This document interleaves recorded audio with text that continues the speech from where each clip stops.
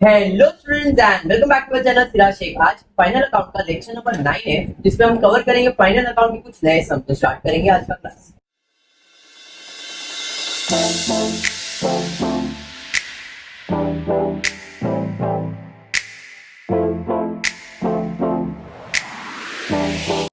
देखो, final account के अंदर अगर आप फाइनल अकाउंट करने वाले मतलब करना ही है, बट इतना कॉन्फिडेंटली करना है कि इस सम को टैली करना, ये आपका मोटिव होना चाहिए।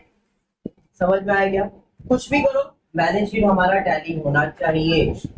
और बैलेंस शीट तभी टैली होगा जब आप पोस्टिंग बराबर करते हो।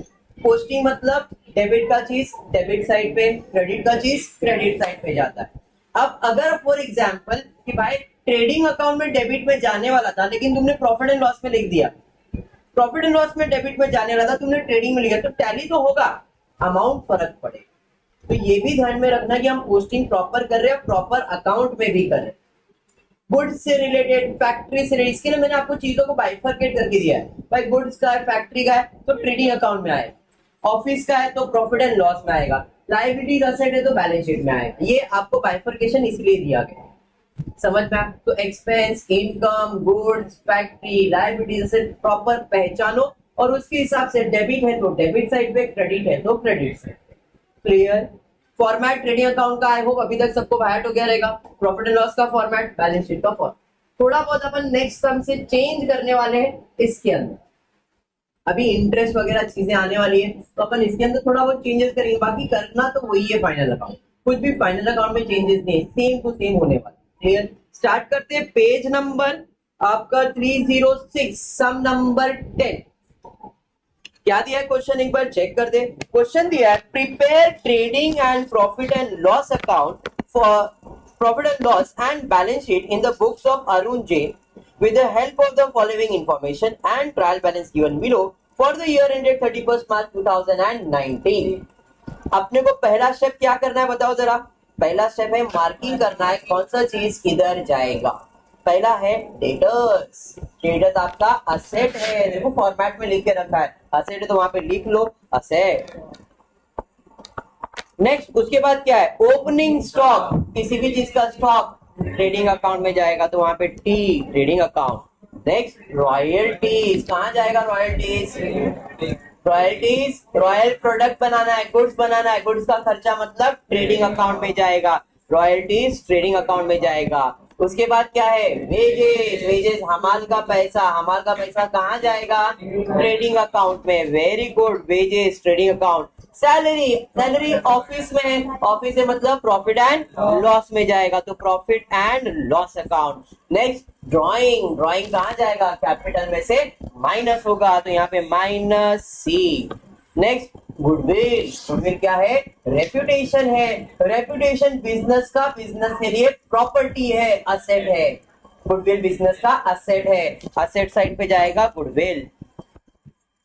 नेक्स्ट उसके बाद क्या दिया है? उसके बाद दिया है रिटर्न्स। कोई भी रिटर्न ट्रेडिंग में ही जाने वाला है, बराबर है, तो यहाँ पे रिटर्न्स किधर जाएगा? Trading account. Next telephone charges, telephone का खर्चा किधर होएगा? ऑफिस में, ऑफिस मतलब प्रॉफिट एंड लॉस में तो profit and loss account. Carriage inward, her carriage inward मतलब गुड्स को लाने का खर्चा है, गुड्स का खर्चा मतलब ट्रेडिंग अकाउंट में जाएगा। कैरेज इनवर्ट ट्रेडिंग अकाउंट में जाएगा। कैरेज आउटवर्ड, गुड्स को बेचने का तो कहां से? ऑफिस से, तो कैरेज आउटवर्ड कहां जाएगा? प्रॉफिट एंड लॉस में। Carriage outward profit and loss account. Trade expenses, very important point, जरा ध्यान देना। ट्रेड एक्सपेंसेस, अब ये ट्रेड एक्सपेंसेस को मैंने इतना इंपॉर्टेंस क्यों दिया, जरा ध्यान दो। दो चीजें, trade expense and general expenses. जब ये दोनों खर्चा एक ही क्वेश्चन में आएगा, जब ये दोनों खर्चा एक ही क्वेश्चन में अगर आता है तो ट्रेड एक्सपेंसेस ट्रेडिंग अकाउंट में जाएगा, general expenses profit and loss में जाएगा। लेकिन दोनों में से कोई एक आया, खाली जनरल एक्सपेंसेस खाली ट्रेडिंग, दोनों में से कोई एक आया, तो दोनों में से कोई एक अगर है तो जाएगा प्रॉफिट एंड लॉस। ध्यान से सुनो, समझो क्या बोला मैंने। 12th में भी सेम चीज, ट्रेड एक्सपेंसेस, खाली ट्रेड एक्सपेंस है या खाली जनरल एक्सपेंसेस है, दोनों में से कोई एक है। दोनों में से कोई एक है तो प्रॉफिट एंड लॉस अकाउंट, लेकिन दोनों दिया है, ट्रेड एक्सपेंस भी दिया है, जनरल एक्सपेंसेस भी दिया है। उस केस में ट्रेड एक्सपेंस जाएगा ट्रेडिंग अकाउंट में, जनरल एक्सपेंसेस जाएगा प्रॉफिट एंड लॉस। इस क्वेश्चन में जनरल एक्सपेंसेस वगैरह कुछ दिया है क्या? देखो नहीं सर, जनरल एक्सपेंस तो नहीं दिया है, मतलब सिर्फ ट्रेड एक्सपेंस है और सिर्फ अकेला है तो किधर जाएगा? प्रॉफिट एंड लॉस में। सर ऐसा क्यों? तो एक्सप्लेन करो ना सर, अगर ये है तो डाउट तो वो भी एक्सप्लेन करो। अगर मैं बोलता हूँ बिजनेस में ट्रेड और जनरल दोनों खर्चा है, बराबर है, तो हम लोग ट्रेड का खर्चा मतलब गुड्स का खर्चा पकड़ेंगे और general expenses profit and loss का पकड़ेंगे। लेकिन दोनों में से सिर्फ एक ही दिया है, तो ट्रेड का खर्चा हो सकता है ट्रेडिंग ऑफिस से भी होता रहेगा, इसलिए खाली ट्रेड एक्सपेंस है प्रॉफिट एंड जनरल एक्सपेंस तो by default profit and loss में ही जाता है। समझा?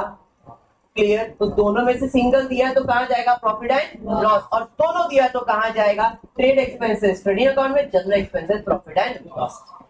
अंडरस्टूड? होपफुली सबको समझ में आया है। नेक्स्ट उसके बाद क्या है जरा देखो, उसके बाद आप बढ़ते हो आगे है ट्रेड एक्सपेंसेस, तो पहले चले जाएगा यहाँ पे profit and loss account. Insurance कहाँ जाएगा? Profit and loss account. Insurance sir किस चीज का है? कुछ नहीं बोला, मतलब खर्चा ही है ना। डेबिट है मतलब एक्सपेंस होता है, क्रेडिट है मतलब इनकम होता है। सर आपको कैसे मालूम?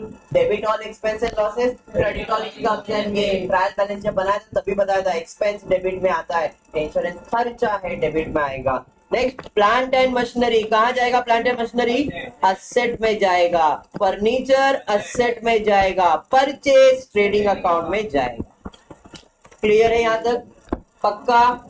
क्रेडिट साइड पे जाएंगे, कैपिटल कैपिटल लायबिलिटी साइड पे जाएगा, सेल्स ट्रेडिंग अकाउंट में जाएगा, creditors liability, return trading account, loan and advances credit side पे। देखो सेम चीज आ सकता है डेबिट साइड पे।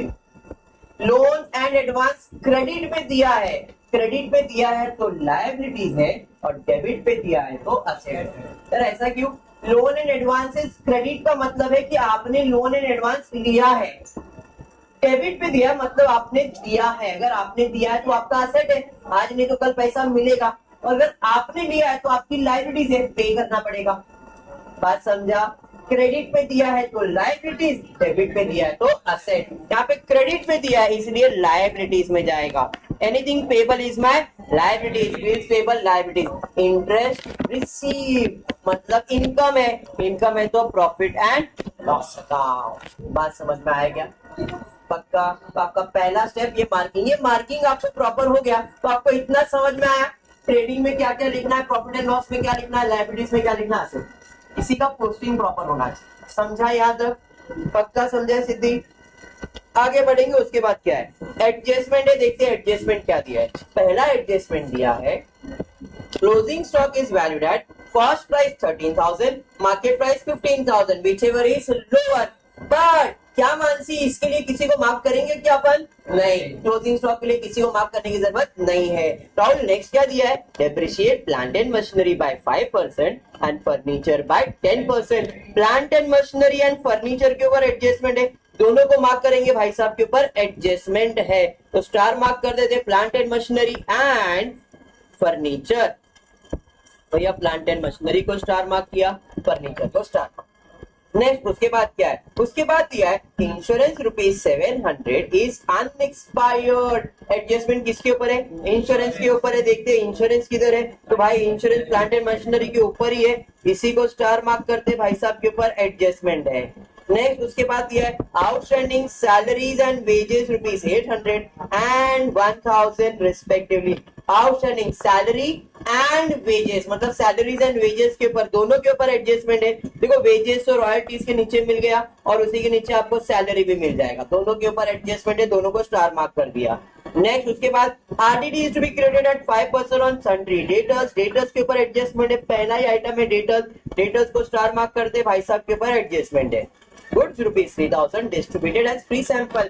गुड्स से एडजस्टमेंट कभी किसी को मार्क नहीं करना है। समझ में आया यहाँ तक? गुड्स से रिलेटेड है इसलिए कभी किसी को मार्क कर ही नहीं सकते, क्योंकि गुड्स का एडजस्टमेंट किसी चीजों से रिलेट नहीं करता। जैसे क्लोजिंग स्टॉक अपने को मालूम है ट्रेडिंग अकाउंट में जाने वाला है, और ऊपर जो भी चीज दिया रहता है गुड्स मतलब परचेज एंड सेल, उसके अलावा कोई भी गुड्स का इंफॉर्मेशन नहीं होता है। गुड्स मतलब ऐसा खर्चा या फायदा है जो कि अपने ट्रायल बैलेंस में नहीं होता है।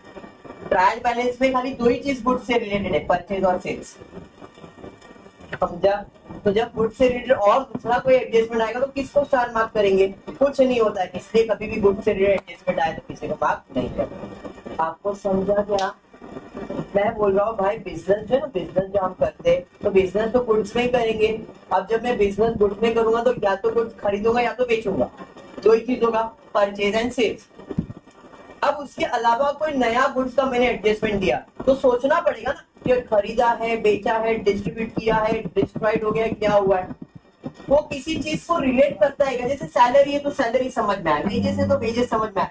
अब गुड्स से रिलेटेड आया तो क्या हुआ, खरीदा बेचा, क्या हुआ मालूम ही नहीं पड़ रहा है, समझ में आए। इसलिए जब भी गुड्स से रिलेटेड एडजस्टमेंट आएगा ना तो हम किसी को भी स्टार मार्क नहीं कर पाते। अभी बैठा दिमाग में पक्का? चलिए ठीक है, अब करेंगे पोस्टिंग। देखते हैं पोस्टिंग में कौन सा चीज किधर जाएगा। स्टार्ट करेंगे, पहला आपको दिया है डेटर्स, बराबर है। डेटर्स कितना दिया? डेटर्स 24,000। कहाँ जाएगा? असेट साइड पे 24,000। नेक्स्ट उसके बाद क्या है? Opening stock. कहाँ जाएगा? Opening stock. ट्रेडिंग अकाउंट कितना है? 8। डायरेक्टली आउटर कॉलम में कोई एडजस्टमेंट तो नहीं है। उसके बाद रॉयल्टीज किधर जाएगा? ट्रेडिंग अकाउंट में टू रॉयल्टीज।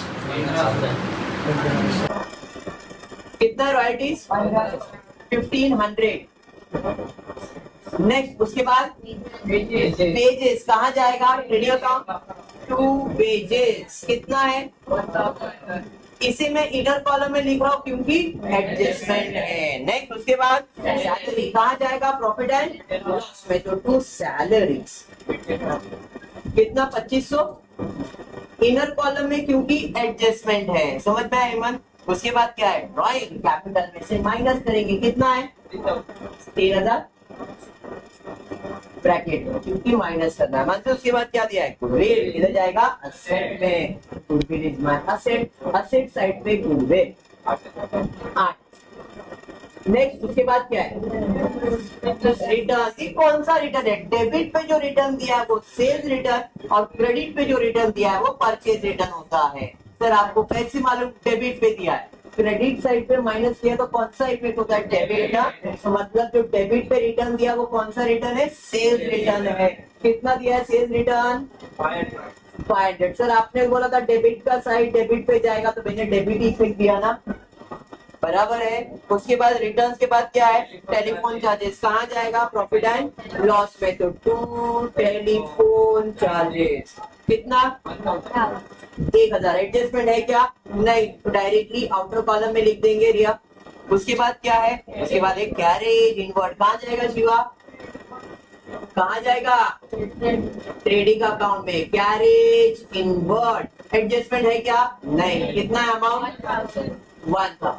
उसके बाद क्या है? कैरेज आउटवर्ड कहाँ जाएगा? प्रॉफिट एंड लॉस में कैरेज आउटवर्ड कितना है?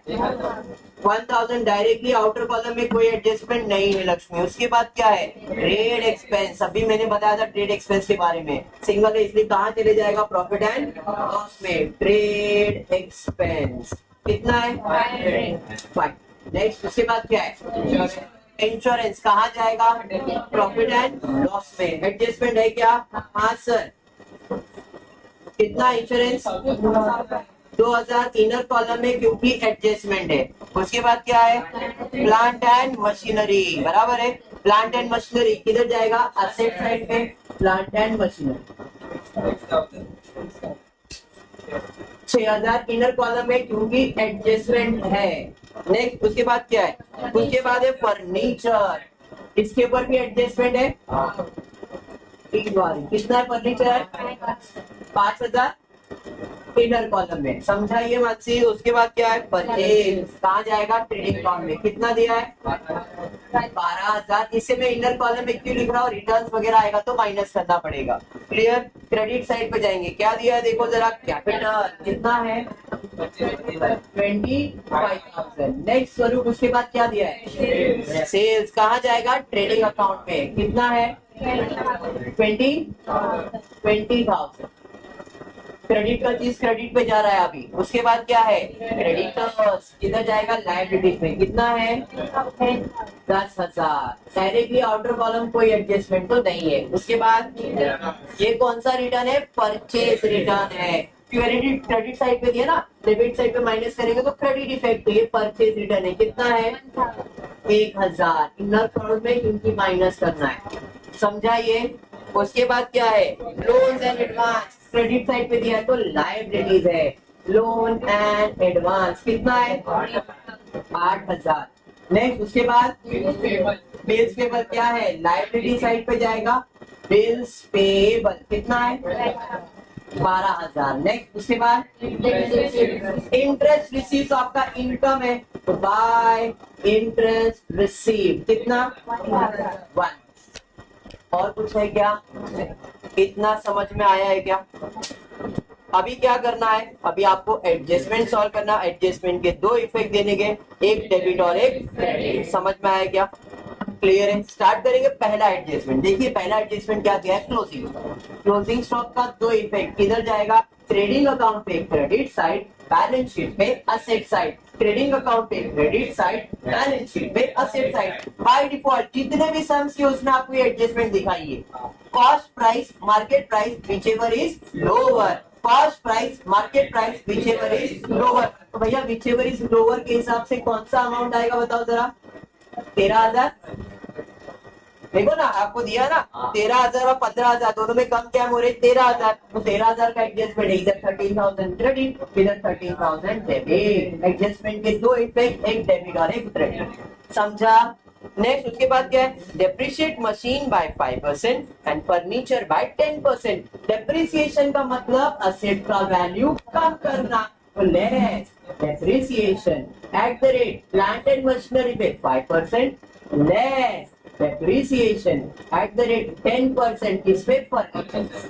बराबर है हर्ष। तो इसका 5% कितना आएगा, 5% आएगा 300, बराबर है। इसका 10% कितना आएगा, 500। पर ये तो एडजस्टमेंट है, एडजस्टमेंट है two effect, one debit one credit, one debit one credit. Asset बोले तो डेबिट साइड, असेट बोले तो डेबिट साइड। डेबिट साइड पे माइनस किया क्रेडिट इफेक्ट, डेबिट साइड पे माइनस किया क्रेडिट इफेक्ट। दूसरा इफेक्ट क्या देने का, डेबिट। ये दोनों तो क्रेडिट हो गया ना, अब डेबिट देने का। असेट का वैल्यू कम हो रहा है तो फायदा कि नुकसान, मेरे प्रॉपर्टी का वैल्यू कम होगा तो नुकसान है ना, नुकसान है। तो debit all expense and losses, मतलब लॉस होगा तो डेबिट साइड पे जाएगा, तो डेबिट साइड के ऊपर लिख देता हूँ to depreciation on plant and machinery, to depreciation on furniture. Plant and machinery पे 300 रुपया, फर्नीचर पे 500। अरे समझा क्या, देखो हर बार इसका इफेक्ट ऐसा ही है, असेट में से कम होएगा अपने लिए नुकसान ही होने वाला, वहां से माइनस और यहाँ पे दूसरा इफेक्ट इधर ही दे देगा। इफेक्ट भी हर बार ये, खाली अमाउंट बदलेगा, लिखना तो वही है आपको, बैठ रहा दिमाग में पक्का। उसके बाद क्या है, इंश्योरेंस इज अनएक्सपायर्ड 700। अनएक्सपायर्ड मतलब प्रीपेड, अनएक्सपायर्ड मतलब प्रीपेड, अनएक्सपायर्ड मतलब प्रीपेड। इंश्योरेंस कितना प्रीपेड है, 700। इंश्योरेंस कितना प्रीपेड है, 700। Outstanding at prepaid, outstanding at prepaid, outstanding at prepaid. तो भैया लेस करना पड़ेगा, लेस प्रीपेड इंश्योरेंस। कितना, 700। जैसे ही लिखा अपने को याद आई, सर ये तो एडजस्टमेंट है, प्री एडजस्टमेंट है, two effect, one debit one credit, one debit one credit. Debit side पे माइनस किया क्रेडिट इफेक्ट, डेबिट साइड पे माइनस किया क्रेडिट। तो ये कौन सा इफेक्ट हो गया, क्रेडिट। अभी दूसरा कौन सा इफेक्ट देने का, डेबिट। प्रीपेड मतलब एडवांस देके रखा है, आज नहीं तो कल बेनिफिट मिलेगा, रिसीव होगा। Anything receive is my asset, asset side पे प्रीपेड इंश्योरेंस। कितना, 700। अरे अभी समझा क्या, पक्का समझा है। बढ़ेंगे आगे, उसके बाद क्या है, RTD is to be credited at 5% on sundry debtor. Time place नंतर सॉल्व करो, समझ में आया। आगे बढ़ेंगे, उसके बाद क्या है, goods of ₹3,000 distributed as free sample. जब भी गुड्स से रिलेटेड एडजस्टमेंट आएगा मानसी, बैकग्राउंड में एक आवाज आएगा, मेरा है, मेरा है, मेरा है, किसका है? ट्रेडिंग का है। जब भी गुड से रिलेटेड कोई भी एडजस्टमेंट आएगा, देखो क्लोजिंग स्टॉक आया, ट्रेडिंग अकाउंट में आया ना इफेक्ट। इन शॉर्ट गुड से रिलेटेड एडजस्टमेंट आएगा हर्षनी, एक इफेक्ट ट्रेडिंग अकाउंट में फिक्स है, समझा ये? और इधर ट्रेडिंग अकाउंट सिंपल खाली एक ही सवाल करेगा, आ रहा है कि जा रहा है। हमने क्या किया? Goods of ₹3000 distributed as free sample, खाली सवाल आ रहा है कि जा रहा है? गुड्स डिस्ट्रीब्यूट किया, आ रहा है कि जा रहा है? जा रहा है। आई गुड्स जा रहा है, आ रहा है तो डेबिट, जा रहा है तो क्रेडिट। बाय क्या है? Goods distributed as free sample, कितने का? 3000। सर ये तो क्रेडिट इफेक्ट हो गया, दूसरा इफेक्ट देने का डेबिट। मैंने अगर फ्री में गुड डिस्ट्रीब्यूट किया तो फायदा होगा कि नुकसान? नुकसान होगा तो कहां जाएगा? प्रॉफिट एंड लॉस में। To goods distributed as free sample, इसको दूसरे टीचर बोल सकते हैं आप फ्री में अगर डिस्ट्रीब्यूट कर रहे हो मतलब आप एडवर्टाइजमेंट कर रहे हो, तो इधर टू एडवर्टाइजमेंट भी लिख सकते हैं। अभी बेसिक लेवल पे इसलिए मैंने इतना लिखा, लेवल बढ़ेगा तब मैं इधर एडवर्टाइजमेंट भी लिखूं। समझ में आया? तो यहाँ पे कितने का गुड डिस्ट्रीब्यूट किया है? 3। एक एडजस्टमेंट अपना स्किप हो गया मेरे हिसाब से, आउटस्टैंडिंग सैलरीज एंड वेजेस वाला, तो पहले वो कर लेते हैं। Outstanding salaries and wages 800 and 1000, इज्जत से outstanding at prepaid less, outstanding at prepaid less. तो भैया आउटस्टैंडिंग ऐड होगा, ऐड आउटस्टैंडिंग वेजेस सैलरी में ऐड आउटस्टैंडिंग सैलरी। तो सैलरी पहला दिया है, कितना सैलरी है? 800 रुपए। उसके बाद वेजेस दिया है कितना? 1000। पर ये दोनों अमाउंट तो एडजस्टमेंट है, एवरी एडजस्टमेंट है two effect, one debit one credit, one debit one credit. Debit side पे ऐड किया डेबिट इफेक्ट, डेबिट साइड पे ऐड किया डेबिट इफेक्ट, दूसरा इफेक्ट देगा क्रेडिट। आउटस्टैंडिंग मतलब बाकी है, पे करना, anything paper is my liability.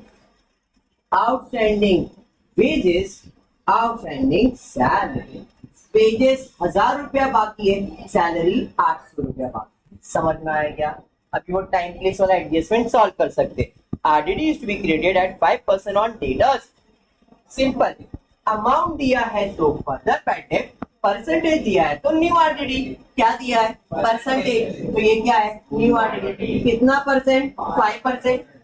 Dash amount आ जाएगा 24,000, है नहीं? 24,000 का 5% कितना आएगा? 1200।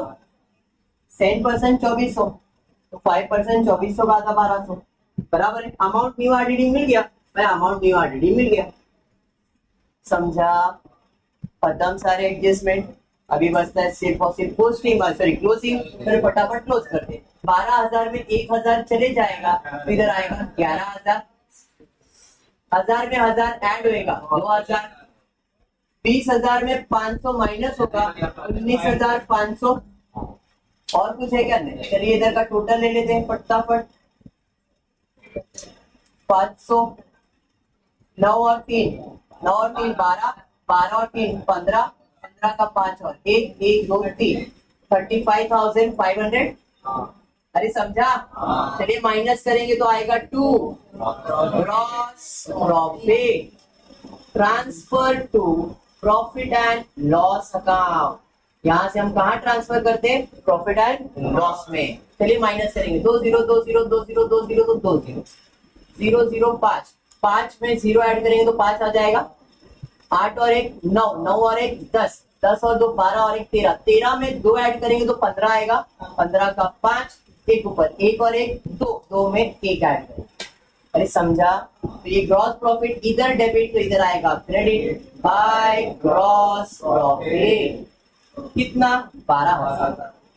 अरे ये समझा? चलिए बैठे कितने कितने कितने टैक्स, तो इधर अमाउंट आ जाएगा 1200। 2500 में 800 ऐड हो जाएगा 3300, बराबर है। फिर बाहर बाहर इधर 700 माइनस करने का तो 1300 हो जाएगा। बाकी कुछ है क्या? नहीं, इधर सब बाहर की कॉलम में। 12 और 1 13,000 है इधर का टोटल। 13,000